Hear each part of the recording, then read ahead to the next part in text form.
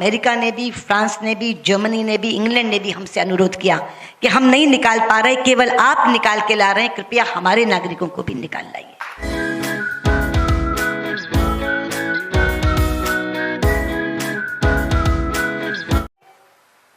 बहुत बार लोग यहाँ पूछते हैं, विदेश तो जाते हैं प्रधानमंत्री, कई तो कहते हैं जहाज में ही रहते हैं, पर करते क्या है, उससे देश का लाभ क्या हुआ है? ये आमतौर पे एक प्रश्न आता है भारत की विदेश नीति को लेकर। सबसे पहले इसी का जवाब देना चाहूंगी। मित्रों, ये यात्राएं तफरी के लिए नहीं होती, ना मौज मस्ती के लिए होती हैं। ये यात्राएं हुई हैं संबंध बनाने के लिए, ये यात्राएं हुई हैं व्यक्तिगत रिश्ते बनाने के लिए, ये यात्राएं हुई हैं दोस्तियां बढ़ाने के लिए। और इन रिश्तों की ताकत को मैंने इन 5 वर्षों में बार बार देखा है, बार बार आजमाया है। उदाहरण के साथ आपको बताना चाहूंगी। सबसे पहले मैंने इसे आजमाया जब यमन में युद्ध शुरू हुआ और भारतीय नागरिकों को बाहर निकालने की समस्या हमारे सामने आन खड़ी हुई। वो समस्या नहीं, चुनौती थी। ऊपर से गोले बरस रहे थे, समुद्र में लुटेरे बैठे थे, जमीन पे बंदूकों से लड़ाई हो रही थी, जल, थल और नभ, तीनों रास्ते बंद थे। कैसे निकालें? मुझे ध्यान आया कि प्रधानमंत्री की एक मीटिंग ब्रिस्बेन में सऊदी अरब के नरेश से हुई थी। मैंने सीधे जाके उनसे कहा कि प्रधानमंत्री जी, आप बहुत अच्छे रिश्ते बना के आए हैं सऊदी किंग से, आप उनको एक फोन करिए कि वो 7 दिन के लिए गोलाबारी रोक दें तो मैं अपने सब लोगों को निकाल लाऊं। तो उन्होंने कहा अभी बात करते हैं।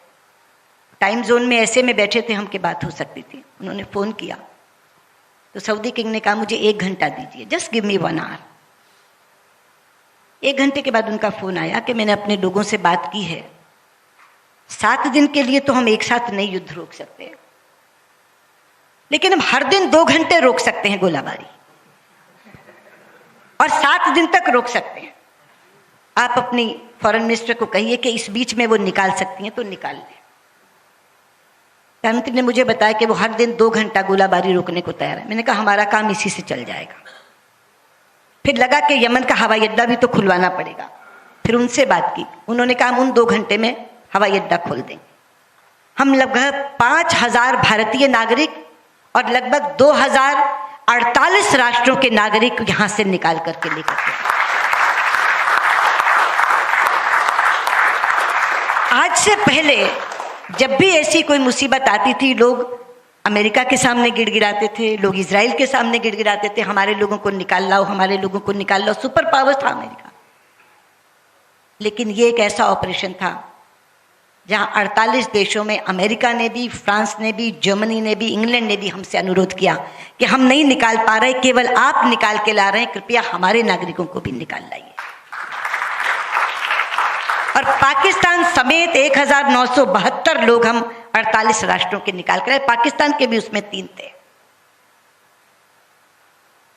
तो ऐसी समस्या जब जल थल नभ दूर हो जाए, कहीं से आप निकाल न सके, उस समय पे क्या काम आया?